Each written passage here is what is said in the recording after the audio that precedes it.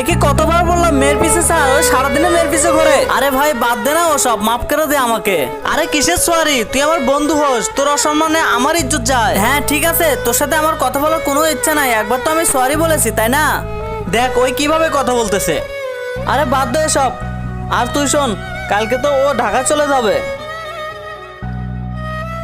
কিন্তু তার আগে তোমার কাছে কোনটা সব থেকে বেশি দামি, এক বস্তা টাকা নাকি মা বাবা? যদি মা বাবা হয় ভিডিওতে একটি লাইক করে চ্যানেলটা সাবস্ক্রাইব করে দিও। লাইক সাবস্ক্রাইব যদি তুমি না করো তাহলে আমি বুঝে নেব তুমি মা বাবাকে একটুও ভালোবাসো না। ও চলে যাক, আমি তাতে কি করব?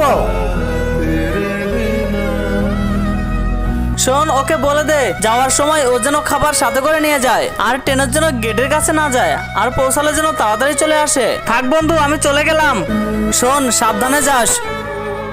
কিছু লোক বলে ভালোবাসা সেখানে যেখানে একটি ভালো মানুষ পাওয়া যায়, কিন্তু ভালো ভাগ্য সব থেকে আমার যে আমি সব থেকে একটা ভালো বন্ধু পেয়েছি। বর্তমান সময়ে ভালো বন্ধু এমনটা হওয়া দরকার, যে কোনো সমস্যা হোক না কেন কথা বলা বন্ধ থাকবে না।